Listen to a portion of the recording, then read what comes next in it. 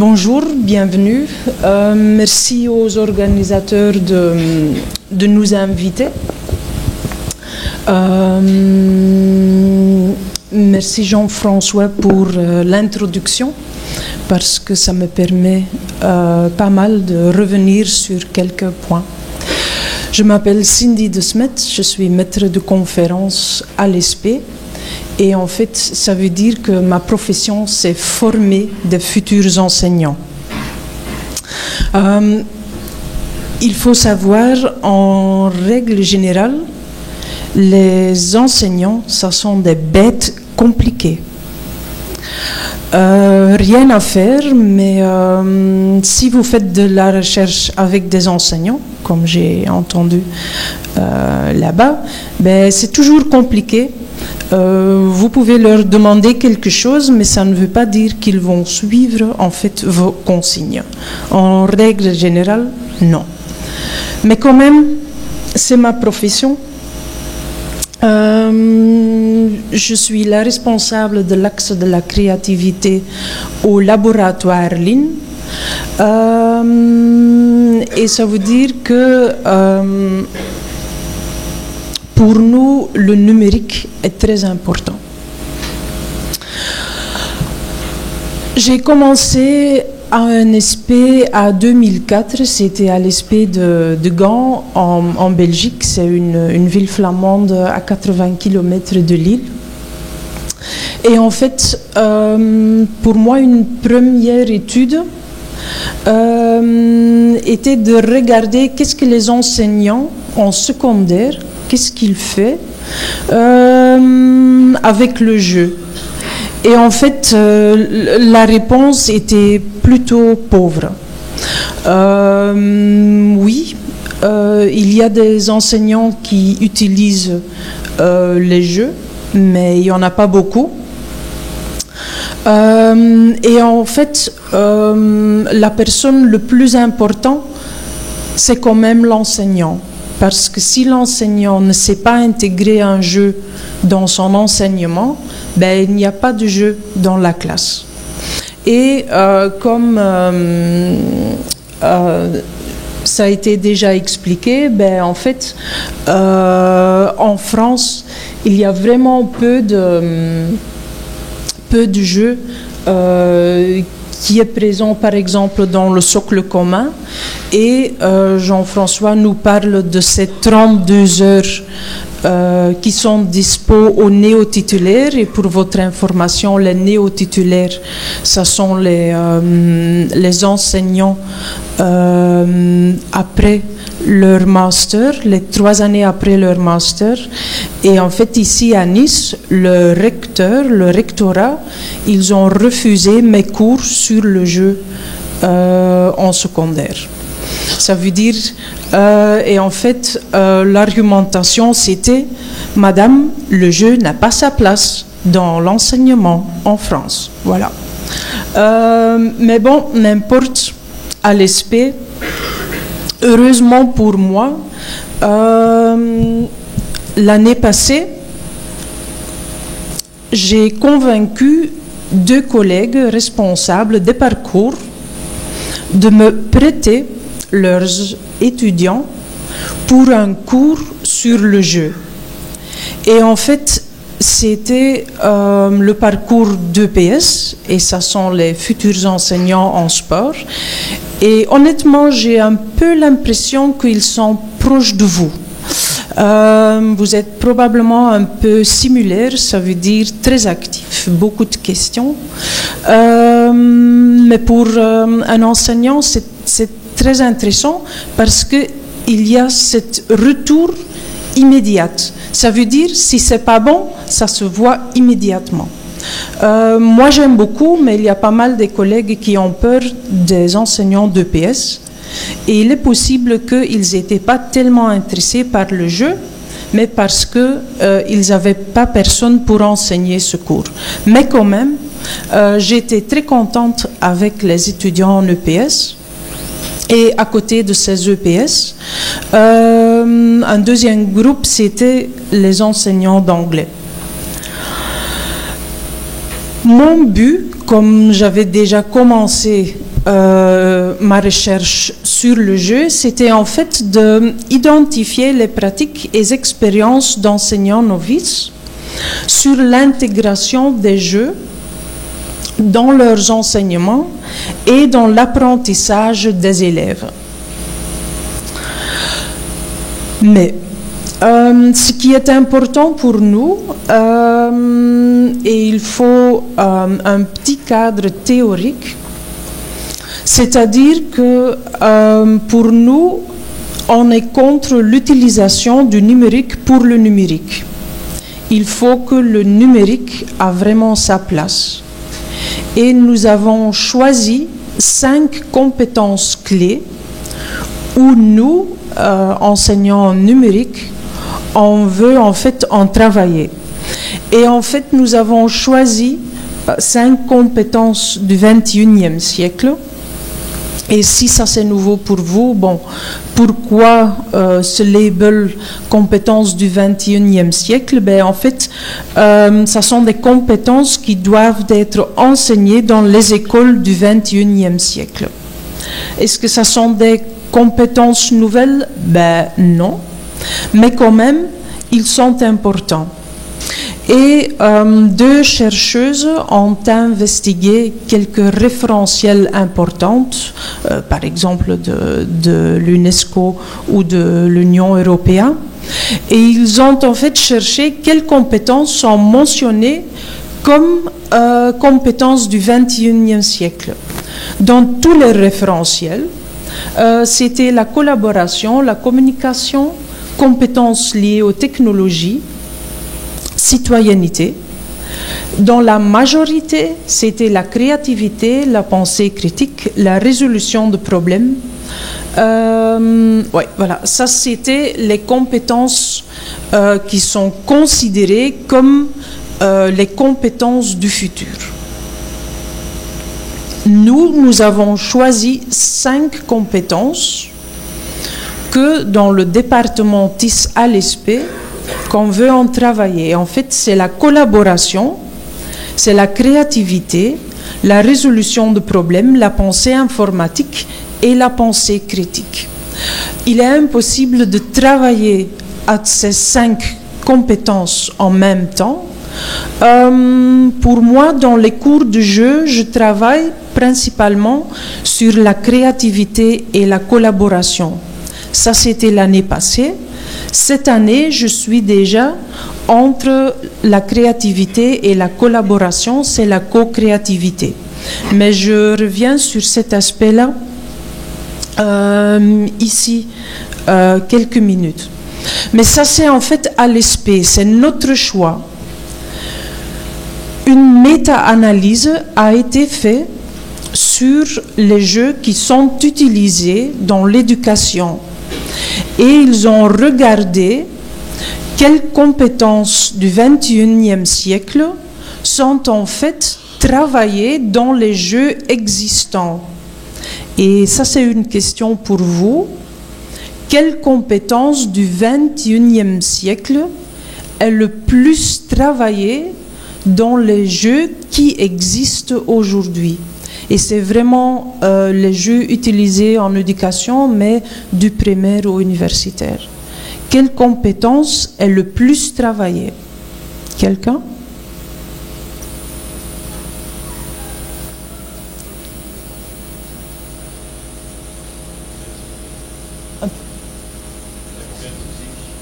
La pensée critique? Ben, malheureusement, je n'ai pas un prix.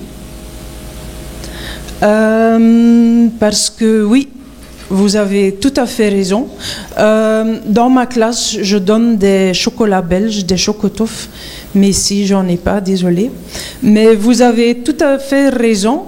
Les jeux dans les jeux, et en fait, cette méta-analyse est sur 137 articles dans des journaux anglophones, et ça sont vraiment des jeux, enfin, des revues niveau A, et la pensée critique est le plus travaillée.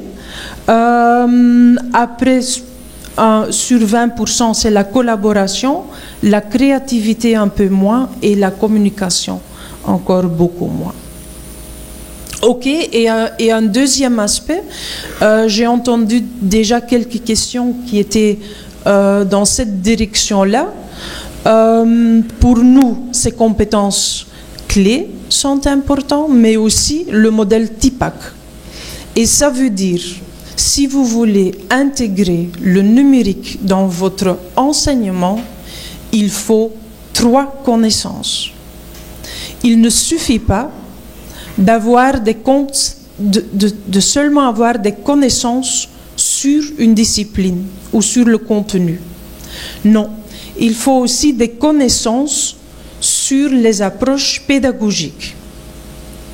Et après, il faut les connaissances technologiques. Et au milieu, si vous avez ces 3 connaissances, là, vous avez une intégration du numérique idéal. Et ça veut dire que l'utilisation d'un outil pour un outil, c'est interdit. Et pour moi, ça veut dire l'utilisation d'un jeu parce que c'est un jeu, c'est interdit. Il faut toujours que l'approche pédagogique et en fait le contenu est aligné. Bon, les enseignants sont des bêtes compliquées, des étudiants, des enseignants novices sont des petits bêtes compliqués. Comment motiver des enseignants à utiliser un jeu dans leurs enseignements? Ce qui est sûr, c'est que à l'ESP, comme Jean-François l'a dit, l'idéal sera qu'un enseignant arrive à l'université sa première année de licence et que l'enseignement, la formation des enseignants commence à ce moment-là. Ce n'est pas le cas. Ils ont un diplôme, une licence d'une discipline et ils arrivent à l'ESP en Master 1. Ça veut dire qu'ils ont déjà une carrière de 18 ans en secondaire et au minimum 3 années à l'université sans être formés sur des approches innovantes. Comment motiver des enseignants à utiliser le jeu? Il existe 2 approches. J'ai choisi un modèle, mais il existe plusieurs modèles qui sont plus ou moins similaires. C'est le modèle Picard et l'approche Game Changers. Je vous explique les 2 approches. Le premier modèle, c'est le modèle Picard. Et l'idée du modèle Picard, c'est en fait intégrer les jeux. Ça se fait en 4 phases. 1, tu as le gameplay, ça veut dire le ressenti du joueur. Le deuxième aspect, c'est le programme scolaire. Après, il y a la position réflexive et après, il faut une discussion. Par phase, ils ont identifié un objectif, un rôle et posture des enseignants et une démonstration de l'apprentissage. Et par exemple, la première étape, c'est play. L'objectif là est de découvrir le ressenti du joueur quand il utilise un jeu. La plupart des enseignants, ils rentrent en classe et ils commencent en fait à enseigner avec un jeu, mais eux-mêmes, ils n'ont jamais joué ce jeu. Et en fait, ils n'ont aucune idée si ce jeu va se jouer comme il faut. Et après, s'il y a un lien avec le programme scolaire, c'est bon. Mais dans la plupart des cas, là, déjà, il y a un écart qui est trop grand. Le rôle pour l'enseignant, c'est de créer un cadre d'apprentissage où l'élève sent qu'il peut expérimenter librement. Il faut savoir, dans les classes en secondaire, collège et lycée, que pas mal des élèves, ils n'osent pas jouer. Parce que si tout le monde te raconte tout le temps le jeu n'a pas sa place, ben, tu n'es pas sûr que tu peux vraiment jouer. Et ça fait partie de cette phase play. Et après, c'est aux enseignants d'observer les élèves. et d'écouter les enseignants, les échanges entre pairs et les interactions entre les enseignants et les élèves. J'ai en fait proposé ce modèle à mes étudiants. Ils ont essayé ça pendant leur stage parce que les M2 à l'ESP, ils sont la moitié de leur temps dans leur propre classe et la moitié de leur temps à l'ESP. Et en fait, comme ça sont des EPS, ils étaient en panique, ils n'étaient pas en fait aidés avec ce modèle. Ok. Qu'est-ce que nous avons fait? Nous avons en fait introduit une approche et c'est en fait l'approche qui s'appelle Game Changers. Ça vient de l'université de Coventry. Et eux, ils ne sont pas sur un modèle où il faut commencer à jouer, observer vos élèves, après lier ce que vous avez fait avec le programme scolaire, parce que ça c'est le pre-cart, et après une discussion et tout ça. Non, avec l'approche Game Changers, vous êtes immédiatement dans le jeu, et ce qui est important pour quelqu'un qui veut utiliser un jeu, c'est quand même que ils ont des notions sur les bases du jeu. Et en fait, ça sont les niveaux mécaniques et les niveaux dynamiques. Et comment enseigner les mécaniques et les dynamiques avec les EPS, les sportives, dans une classe pleine d'ordinateurs et avec des balles colorées en plastique. Il faut savoir qu'à l'ESP, ça a duré une année avant que j'ai convaincu la direction que j'avais besoin de 100 balles colorées en plastique. Mais finalement, ça a été acheté. Ça coûte seulement 20 €, mais c'est quand même très compliqué. Et qu'est-ce qu'on fait? L'approche Game Changers dit en fait qu'il faut bien être au courant du niveau mécanique et dynamique. Mécanique, ça veut dire les règles du jeu.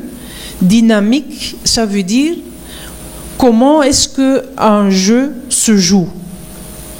Et en fait, ce que je fais, c'est voilà, on va diviser la salle en 4 territoires. Pendant 2 minutes, il y a de musique. Une fois que la musique s'arrête, on va compter le nombre de balles dans les 4 territoires. Et en fait, le territoire où il y a le moins de nombre de balles, eux, ils ont gagné. Vous pouvez jeter les balles, mais ne pas dépasser votre frontière de votre territoire. C'est très facile, mais il faut faire attention dans une classe avec des ordinateurs. Voilà, la musique commence, les balles sont jetées.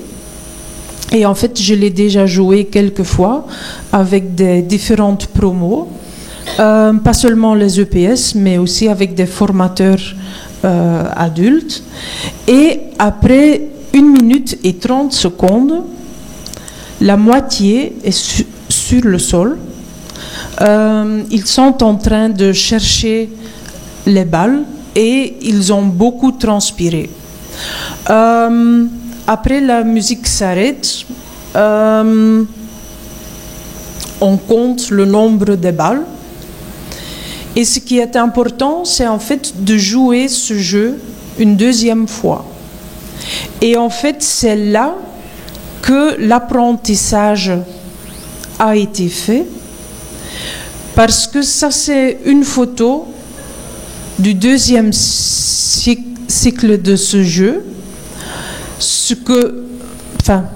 Vous voyez, il n'y a pas d'action, même que le jeu est en train de se dérouler, mais en fait, j'ai zoomé sur une partie de cette photo. Là, les dynamiques commencent à jouer. Ils ont en fait gardé les balles à côté et quelques secondes avant la fin de musique, tout le monde va jeter les balles et là, ça devient plus compliqué de le rejeter. Si vous voulez jouer le jeu, maintenant, j'ai déjà raconté le clou. Voilà. Et en fait, mon expérience avec ce jeu est très bien parce que en jouant, ils ont vraiment compris déjà ces deux aspects. Et en fait, l'approche Game Changers continue sur cette idée-là. Et en fait, ce jeu, le nom de ce jeu, c'est The Ball Game. Et il y a un article scientifique dessus. J'ai rien inventé. Dans l'approche Game Changers, et là je reviens vers votre question, je pense, il y a aussi cette idée de créer un jeu.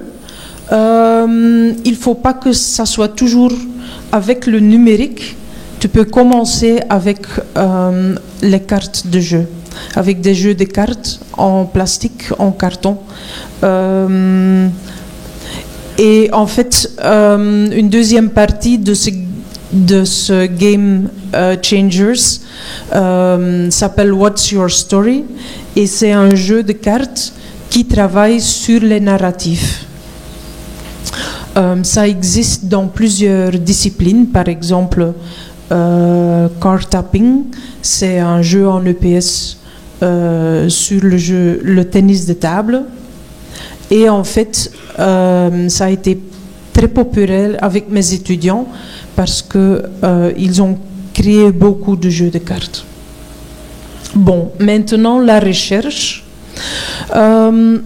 J'ai proposé ces deux dispositifs à mes étudiants et après j'ai demandé, voilà, vous êtes obligés d'intégrer un jeu dans votre propre enseignement. Après, moi je suis intéressée à quel jeu est-ce qu'ils ont utilisé, quel modèle a leur inspiré, quelles compétences est-ce que vous avez en besoin et est-ce que vous avez collaboré avec vos collègues. Les résultats auprès de 30 enseignants en EPS, ils ont créé des jeux très variés. 16% des enseignants, ils ont en fait utilisé un jeu existant et ça c'était des étudiants enseignants novices qui n'avaient pas envie vraiment d'intégrer un jeu. 27 ont créé un jeu eux-mêmes et 57 ont adapté un jeu. Mais pour adapter un jeu, là, tu fais déjà un effort. Quel équipement? Et en fait, pour nous à l'ESP, c'est très important de ne pas obliger nos futurs enseignants d'utiliser le numérique parce que s'ils n'ont pas en fait la possibilité d'utiliser des tablettes ou d'autres outils, il faut qu'ils soient assez créatifs quand même d'utiliser le jeu. Et 31% ont utilisé des tablettes, 57 des jeux de cartes et ils étaient aussi s'appuyer sur d'autres jeux. Après, au niveau des modèles, pour moi, c'était une surprise. 23% ont dit non. Ces deux dispositifs, ça ne nous a pas servi. Le Picard, c'est dans cette colonne à gauche, ça a été apparemment le plus utile. Et au niveau des explications, nous avons vu que ce Picard, ils ont utilisé ce modèle Picard plutôt comme un cadre de justification. C'était nécessaire pour eux de leur justifier. Avec les Game Changers, nous sommes déjà beaucoup plus dans la création, dans la liberté, et probablement ça a été plus difficile. 10% ont choisi les Game Changers. La combination des deux, ce qui me semble à moi plutôt logique, c'est 27%. quelles compétences est-ce que vous avez besoin en fait pour intégrer un jeu? Maîtriser les jeux, oui, c'est très important, mais quand même pas mal des enseignants l'oublient qu'il faut maîtriser un jeu. Adapter un jeu, ben, en fait, ça c'est ma profession. Le numérique, oui, il faut les compétences liées au numérique. La créativité, un jeu attractif, un peu moins. Les contraintes, pour les enseignants, ils ont du mal à expliquer que jouer, que l'apprentissage par le jeu, que c'est quand même important. Le temps, installer un jeu, jouer un jeu, le matériel, malheureusement, mais c'est pour ça qu'on essaye aussi d'enseigner l'utilisation du jeu sans numérique. Pour moi, ce n'est pas le plus important. C'est comme dans la programmation débranchée est en fait le début. Et après, est-ce que vous avez collaboré avec un ou une collègue? Oui. 27 sur 30 ont collaboré avec leurs collègues. Ça sont quelques résultats préliminaires. L'année passée, j'étais avec les Anglais et les EPS. Le but, c'est en fait d'analyser les deux groupes et de les comparer. 23 de mes étudiants n'étaient pas aidés par ces modèles. Et pour moi, ça, c'est un aspect inquiétant. Cette année, j'ai continué cette recherche, mais cette année, nous sommes plus sur la co-création et la collaboration. Et ça veut dire que cette année, c'est vraiment obligatoire de co-créer le jeu avec leurs propres élèves. On verra l'année passée qu'est-ce que ça donne. Voilà. Merci de votre attention et je suis dispo pour des questions éventuelles.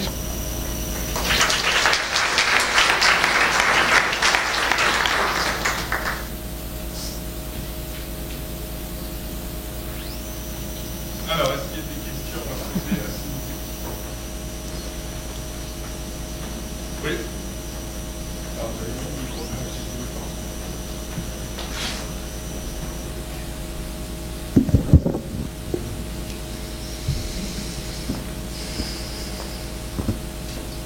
Ah, faites passer derrière.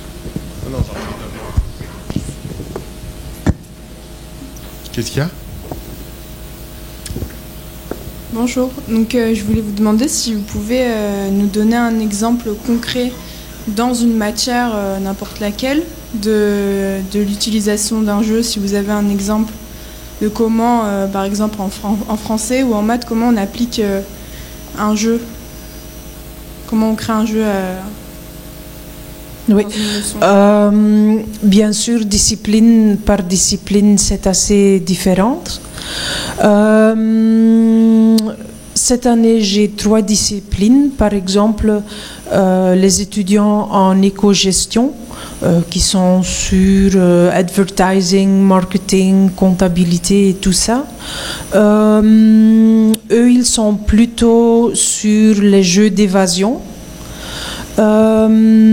Et ils vont plutôt créer un parcours à réaliser dans l'industrie avec un jeu d'évasion où il faut réfléchir sur des paramètres économiques. Ça, c'est pour moi très, très loin de ma discipline, mais ça, c'est quelque chose qui fonctionne très bien en lycée parce que éco-gestion est seulement enseignée en lycée, par exemple. Ça, c'est un exemple en EPS. C'est une étudiante qui a créé des cartes. C'est un jeu éducatif en danse. Et en fait, le but, c'était de créer une chorégraphie grâce à des contraintes. Par exemple, elle avait créé 5 cartes, espace, temps, relation au monde sonore, etc. Et en fait, c'était aux élèves de tirer 6 cartes sur ces 6 aspects-là et en fait après de créer leur chorégraphie. En anglais, là, les retours des enseignants sont toujours le plus enthousiastes parce que apparemment en France, les élèves, ils n'aiment pas beaucoup de parler en anglais et surtout pas en classe. Peut-être à côté, oui. Et en fait, le retour de même quelque chose de très stupide, tu prends un t-shirt et en fait, ça devient un bal et tu vas jeter le bal et celui qui le prend, il doit nommer un pays et tu fais l'alphabet. Et en fait, le retour de mes étudiants en anglais, c'est dans le jeu, les élèves oublient qu'ils sont en classe et ils commencent à parler en anglais de façon non imaginaire pour mes étudiants. Et en fait, dans toutes les disciplines, on essaye l'idée de ces approches et de ces dispositifs, c'est que tout le monde peut s'appuyer sur ces approches et en fait What's Your Story par exemple c'est dispo, c'est Creative Commons, vous pouvez le télécharger et n'importe quelle discipline il y a déjà des templates, je ne connais pas le mot en français, des modèles, merci. Il y a des modèles en ligne, vous pouvez les télécharger, changer les photos et voilà, c'est fait, c'est bien expliqué, comment jouer, quels paramètres. Et ça c'est notre but, c'est de donner ces outils et après c'est en fait à l'étudiant de créer. N'importe si vous êtes en médecine, physio, anglais.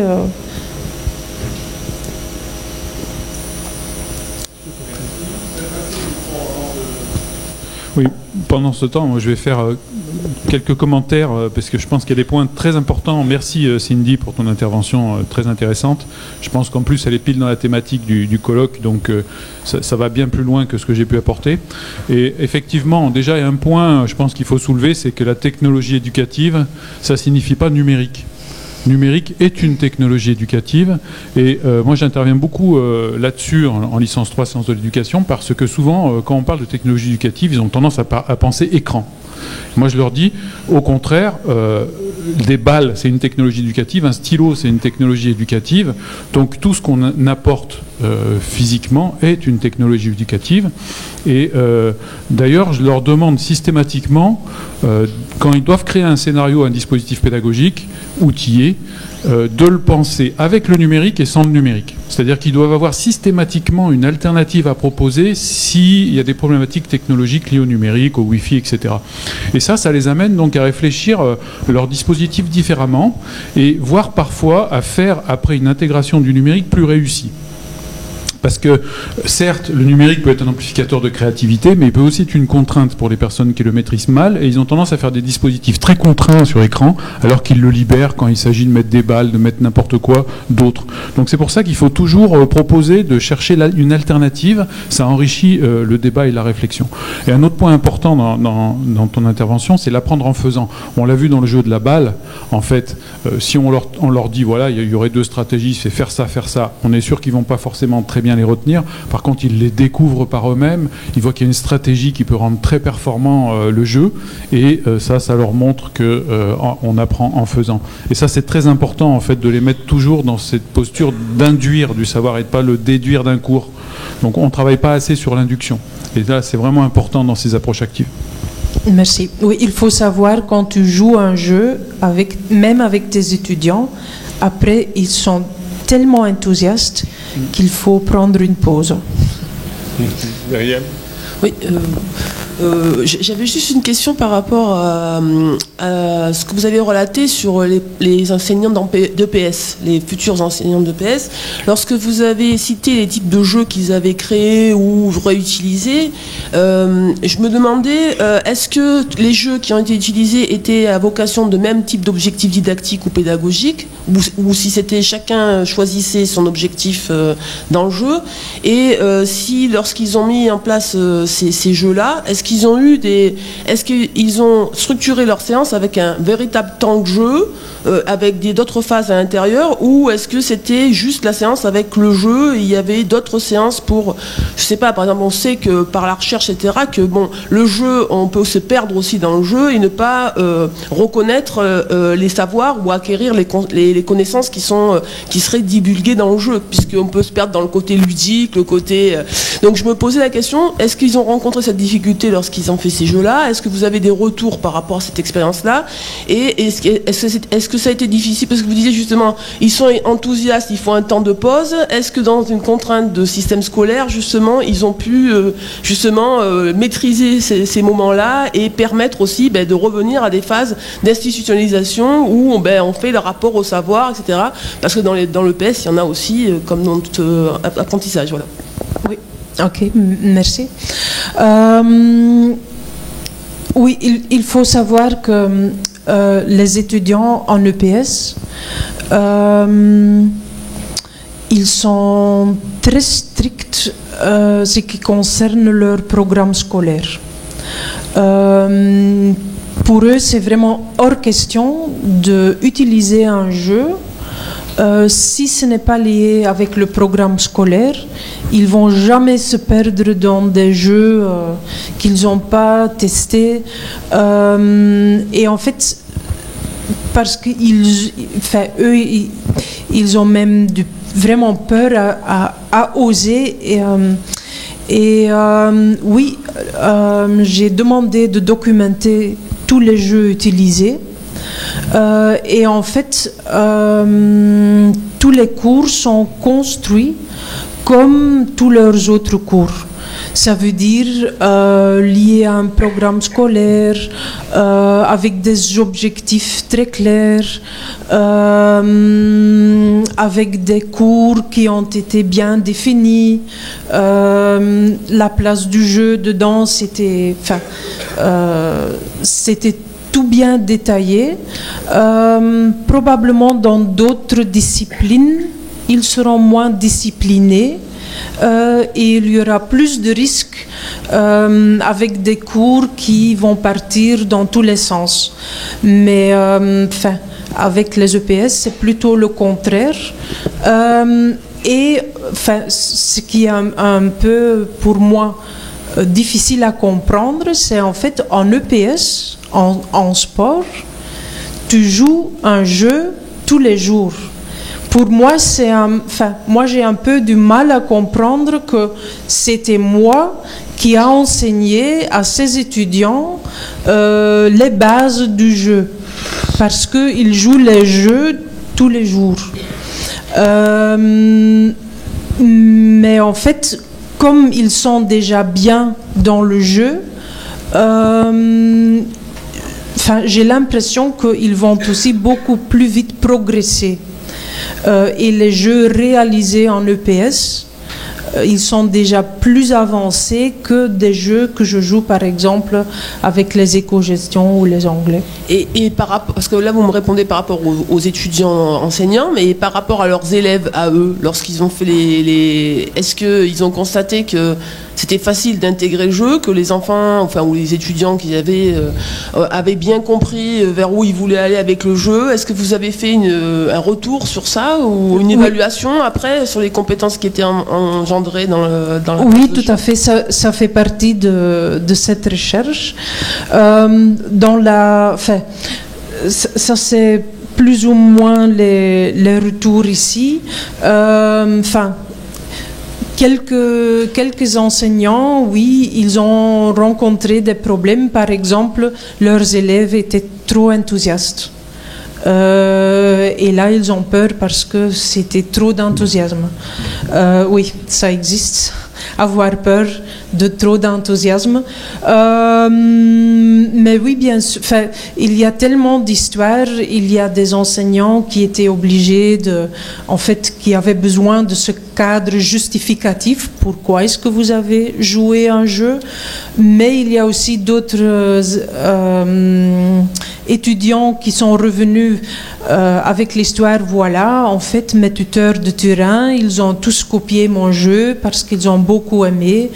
Et les élèves en EPS, moi, je n'ai pas eu de retours négatifs, mais oui, parfois, l'enthousiasme était de trop. Et en fait, pour nous, le message, c'est dans la création, c'est obligatoire de se tromper. Et on demande même merci de vous tromper, parce que dans la création, il faut se tromper. Et c'est après plusieurs cycles que tu deviens vraiment confiant dans un jeu. Mais comme ils ont déjà cette résistance et cette justification, je n'ai pas entendu des malheurs. Merci. Merci Cindy. Ça me rappelle, je crois, les mots qu'on avait utilisés lors du premier Segamed. Apprendre à jouer et jouer pour apprendre. Finalement, c'est pas forcément dual, c'est pas en opposition. Et ça me vient aussi un peu à l'idée, et on en reparlera dans les travaux de recherche à venir, parce que vous vouliez un exemple concret d'intégration d'un jeu. Il se trouve que l'année dernière, vous n'étiez pas là, mais en fin de Segamed, on avait fait intervenir les gens du Master 2, ou du Master 1, du Master 2, c'était déjà... oui, Master 1, sur la création d'un jeu qui est une vraie problématique à enseigner, qui est le parcours qu'il faut mener pour préparer son stage en entreprise. Des cours magistraux, on va dire, c'est une gestion de projet, il y a un certain nombre d'éléments à... Et puis, peu à peu, dans mes neurones, je me suis dit que ça, c'était pas du cours magistral. C'était forcément quelque chose que les étudiants devaient découvrir entre eux. Et on avait été inspiré par... comment dirais-je, la venue de nos collègues de Grenoble, en particulier donc Isabelle Patrois du Playground du GEM, du Grenoble École Management, qui nous avait fait travailler avec un jeu TechIt pour stimuler la créativité. Et donc, il l'utilise à la fois en formation initiale et en formation continue. Et donc, on était parti un petit peu de là, dans la mesure où finalement, avoir un stage, c'est avoir un aléa sur l'environnement qu'on ne connaît pas, sur un profil psychologique de maître de stage, sur effectivement mes propres contraintes. Et donc, c'était pour faire découvrir tout cela. Et au travers de cela, eux-mêmes l'ont créé, c'est-à-dire que c'était absolument pas supervisé. Et en fait, ils ont intégré les outils théoriques d'analyse de prévisionnel de risque. Et donc, on en reparlera. Il y en a demain. Alors, tu seras pas là, mais en fait, il y a la petite équipe là qui avait commencé à travailler et qui vous montrera finalement que juste l'intégration du mot jeu quelque part a fait naître chez eux, au travers donc du guématon, etc., des logiques. Et donc, on va essayer de les reproduire, de les diffuser, parce que je pense qu'en kiné ou même en médecine, il y a des problématiques de stage. On choisit son stage parce que c'est réputé, etc. D'accord. Mais on pourrait très bien voir les choses d'une façon différente. Et donc, voilà un petit peu un sujet qui pourrait être intéressant et qui rejoint finalement, c'est-à-dire que nous aussi, on a un cadre contraint pour faire les programmes. Alors, il est moins contraint que dans le secondaire, mais quelque part, on a à se plier sur... si on regarde le programme de médecine, il est contraint, le vôtre, il est contraint, mais la façon de le faire est entre guillemets, assez, non pas libertine, mais beaucoup plus libre. Et on a effectivement le droit d'amener le jeu. Je ne savais pas finalement, à la sortie de ce Segamet 2018, qu'on allait être des parias. Je ne pensais pas que le rectorat avait cette position affirmée du fait que le jeu n'existe pas dans le process éducatif. C'est à investiguer. C'est à investiguer. Merci Cindy, merci beaucoup.